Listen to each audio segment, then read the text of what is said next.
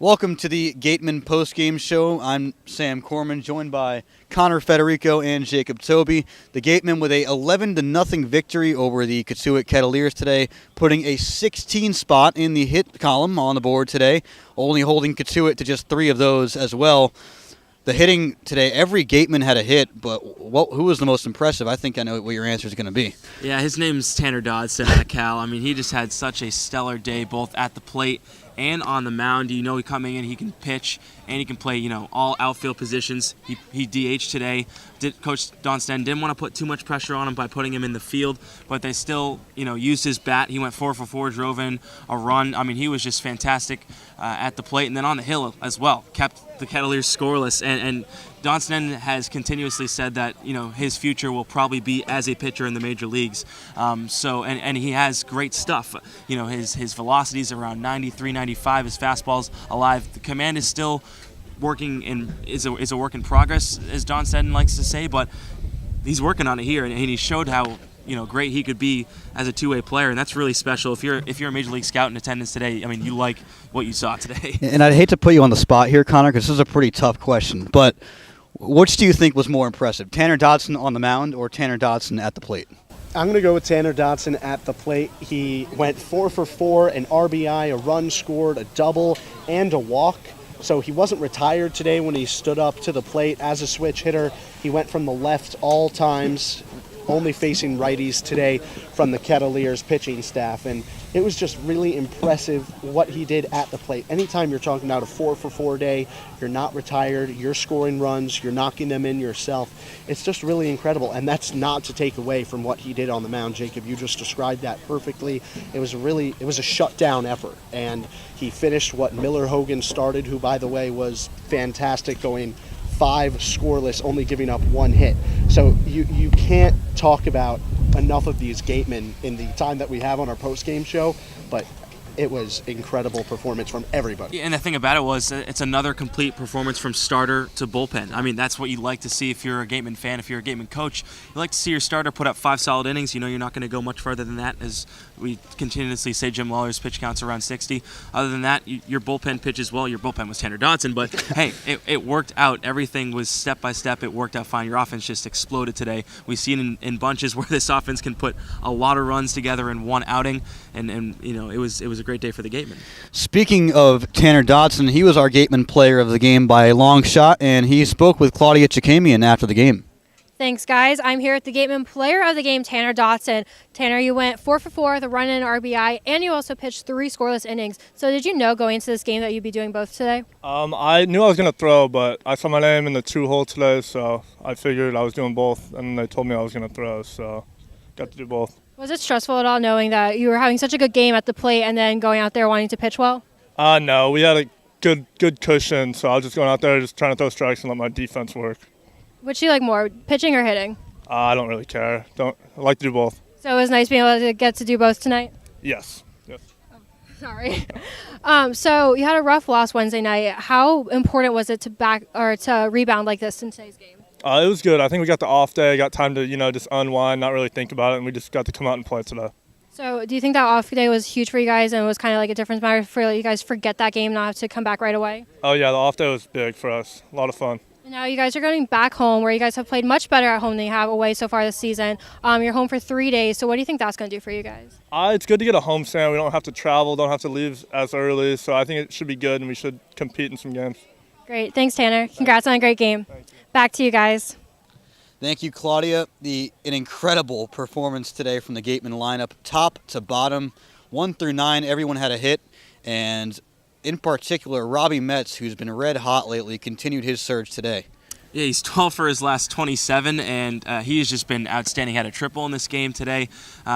You start off slow and you get hard on yourself, but he continues to prove that he knows this game. He knows how the Cape League works. He knows what pitching he's going to see, and he's just been on an absolute tear. I mean, he is your guy that you're going to go to in these late game situations. Today wasn't really necessarily a late game situation, but still, I mean, he's like we said, he's kind of the go-to captain on this team. So you go to him. He's been hot. Nick Angelini hits a 3-run jack. That is power all the way. His first homer of the season. Didn't really know if he would have that coming over from Bryant, He sure did here at this park. A lot of Gatemen players actually hitting home runs in batting practice today, so I said to Matt Feld earlier in the game, someone's going to hit a home run. Didn't know who it was going to be. It was Angelini. Power was working today. And he went opposite field as well, Exactly. which is just even more impressive. Well, that's where the wind was going out towards right field here at Lowell Park, and you're going to go with the power, Jacob, but the speed for me today for the Gatemen lineup was just incredible. You see 2 stolen bases from your first baseman, converted catcher Blake Sable.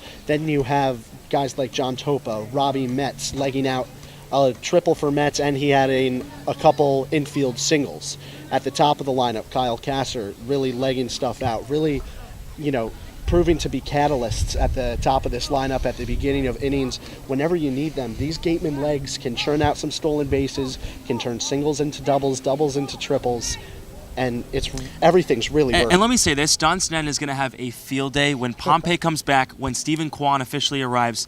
Pompey led off for Kentucky, mind you, and Kwan led off for Oregon State. Kasser's leading off right now. Duran's been leading off. So you're going to have 4 guys that are all capable at the same time to lead off. So your lineup is going to be, stacked from top to bottom now, because you can maybe even put some of those guys that can lead off in the bottom, so you can round it out like that. Yeah, Stephen Kwan expected to arrive on Sunday. Well, he's arriving tomorrow, but he's expected to be in the lineup on Sunday. And you mentioned Robbie Metz hitting over 500 in his last 23 at bats. That's wild. And you get production top to bottom. We didn't mention the stolen base from William McIver as well, who now leads the Cape Cod League in stolen bases with 8, that's pending some other results tonight. But 8 stolen bases leads the Cape Cod League for William McIver. Minds, at least. He is a catcher, and he leads the Cape Cod League in stolen bases about a third of the way through the season. Impressive stuff from McIver. Impressive stuff from the whole Gatemen roster today. And Claudia Chakamian caught up with Coach Don Sneddon, and he was pretty impressed with what the Gatemen had to provide today. Thanks, guys. I'm here with head coach Don Sneddon. Coach, when I talked to you Wednesday night after the loss, you said that these guys wanted to play the next game. They didn't want the off day. But do you think that off day helped them in the end? I don't know if that's the result of an off day. I can't wait for the next off day. So I'm not sure that's the exact reason, but whatever it was, I sure liked the results today. How pleased were you with both Miller Hogan and Tanner Dodson's performance on the mound today? Well, you can't get any better than that. You pitch one hitter above the minimum with that, a 2-hitter against a good club like that. Awesome performance. They definitely set the stage on a hitter's day with the wind blowing out. It could have very easily been a 10-11, type ball game on each side with that, but they just shut him down and just did an excellent job. What made you and the rest of the coaching staff decide to place Tanner in the 2-hole and then send him out to the mound? Well, we don't have any other outfielders. So that was a pretty simple decision with that. I actually scheduled him to be in center field and come off the mound. Then more I thought about it, I didn't want to do that. So we've changed our outfield around a little bit so he could just DH and do that. So he's done that before at his school, so that's nothing new for him. Now, throughout this early half of the season, you guys have gone from scoring a lot of runs to the next day not being able to get the offensive production that you had the night before. So what are you going to hope to do tomorrow during batting practice to see a similar outcome? Well, we're doing the same stuff. No matter if we score 11 runs or we score 2 runs, we're doing the same stuff because we know that works. So tomorrow, brand new pitching dictates. It could be a 1-0 ball game. You just don't know. So we're going to enjoy this one for another 12 hours and then go back to work. Now you guys have another homestead starting tomorrow, 3 games. You guys have performed much better at home than on the road so far. So what are you looking forward to these next 3 games? Well, again, just finding a rhythm, finding our ability just to compete and get after it a little bit. So I think we've done a pretty good job with that, but we still can get better on that. So we haven't peaked yet. We got some new players coming in on July 2nd. Might give us a little bit of a boost. Great. Thanks, Coach. Back to you guys. Thank you, Claudia. And the Gatemen, heading into this upcoming schedule, have 4 of the next 5 games against division rivals. They played one tonight, played them very well, coming out with an 11-run victory. And 3 of the next 4 are against the Bourne Braves. 1 more against the Cotuit Cavaliers back in Spillane. How important are these division games? So important, especially against the Bourne Braves, who coming into today were first in the Western Division after battling it out between Falmouth and some of the other teams. But yeah, they're first coming into tonight, so you're going to be playing them 3 times, 2 at home, 1 away, which will be on the 4th of July, which is going to be a great atmosphere at Doran Park. Love playing there. It's a great atmosphere, and it's obviously 4th of July, so everyone's going to be there before your fireworks and all that stuff. So you're going to play them 3 times. You're going to play Cotuit once. So those 3 games against Bourne are really important because you play them quickly in that 3-game stretch. Then you won't see them until, I believe, the second to last or the last game of the season, which could be a very, very crucial game for the playoffs. So playing your division opponents right now in the middle of the season, very important. So 4 of the next 5 against division opponents, 4 of the next 5 also on home turf for the Gatemen.